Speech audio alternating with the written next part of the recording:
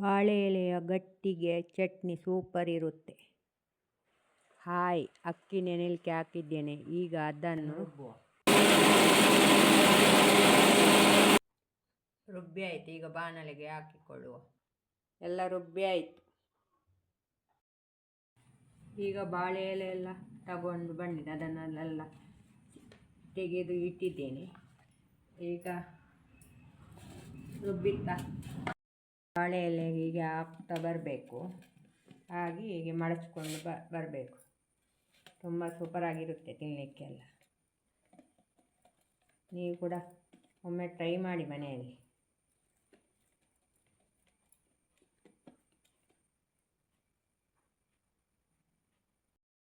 ಮಕ್ಕಳೆಲ್ಲ ಶಾಲೆಯಿಂದ ಬರುವಾಗ ಏನಾದರೂ ತಿಂಡಿ ಆಗಬೇಕಲ್ಲ, ಅದಕ್ಕೆ ಗಟ್ಟಿ ಮಾಡಿದ್ದು. ನಾನು ಇವತ್ತು ರೇಷನ್ ಅಕ್ಕಿ ಹಾಕಿದ್ದು. ಇದು ಕುಚ್ಚಲಕ್ಕಿ ಹಾಕಲಿಲ್ಲ. ಹೇಗೆ ಆಗುತ್ತಂತ ಗೊತ್ತಿಲ್ಲ. ಸ್ವಲ್ಪ ಮೆದು ಆಗುತ್ತಂತ ಗೊತ್ತಿಲ್ಲ. ಕುಚ್ಚಲಕ್ಕಿ ಹಾಕಿದರೆ ತುಂಬ ಚೆಂದ ಆಗುತ್ತೆ. ಕುಚ್ಚಲಕ್ಕಿ ಹಾಕಲಿಲ್ಲ ನಾನು ಇವತ್ತು. ಈ ಥರ ಹಾಕ್ತಾ ಹೀಗೆ ಮಾಡುತ್ತಾ ಬರಬೇಕು.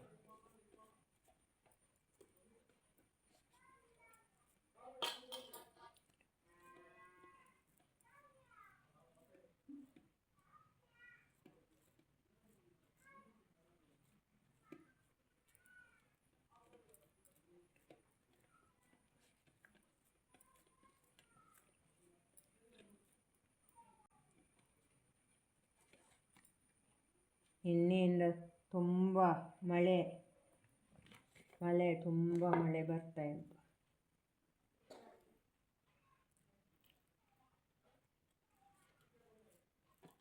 ಹೀಗೆ ಬಾಳೆ ಎಲೆಯಲ್ಲಿ ಬೇಯಿಸುವುದರಿಂದ ಅದರಲ್ಲಿ ಅದ್ಭುತ ರುಚಿಯೆಲ್ಲ ಬರುತ್ತದೆ. ತುಂಬ ತಿನ್ನಲಿಕ್ಕೆ ಕೂಡ ತುಂಬ ಚೆಂದ ಆಗ್ತದೆ. ಮೀನಿನ ಪದಾರ್ಥದಲ್ಲಿ ಎಲ್ಲ.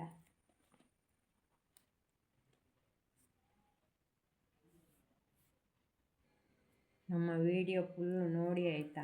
ನನಗೆ ಸಪೋರ್ಟ್ ಮಾಡಿ ಎಲ್ಲರೂ.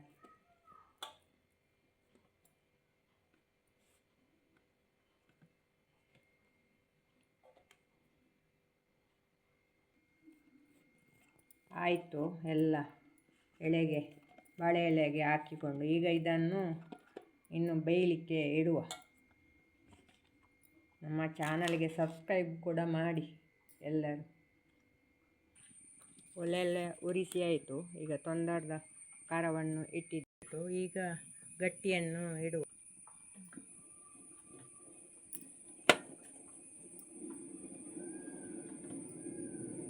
ಗಟ್ಟಿಯೆಲ್ಲ ಇಟ್ಟಾಯಿತು. ಈಗ ಮುಚ್ಚುವ. ಅದಕ್ಕೆ ಮೆಣಸು ಮತ್ತು ಸಾಸಿವೆ ಮತ್ತು ಬೆಳ್ಳುಳ್ಳಿ ಮತ್ತು ಸ್ವಲ್ಪ ಹುಳಿ ಮತ್ತು ತೆಂಗಿನ ತುರಿ ಇದನ್ನು ಇದಕ್ಕೆ ಹಾಕಿಕೊಳ್ಳುವ. ಮತ್ತು ಉಪ್ಪು, ಸ್ವಲ್ಪ ನೀರು ಹಾಕಿ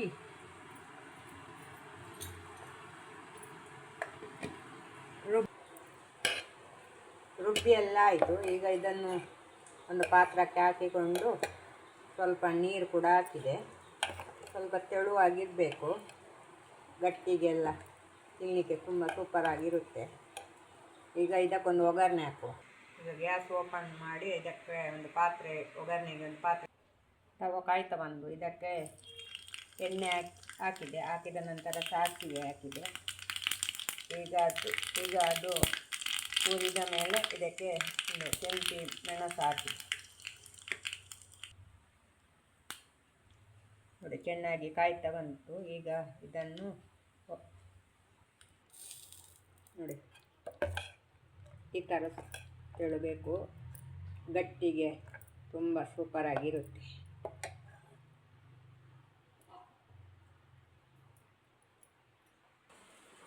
ಗಟ್ಟಿ ಬೇಯ್ತಂತ ನೋಡುವ.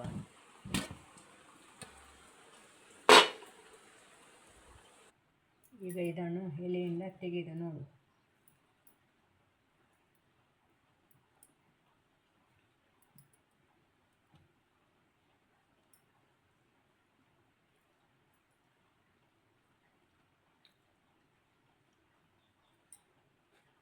ಬೇಯಿ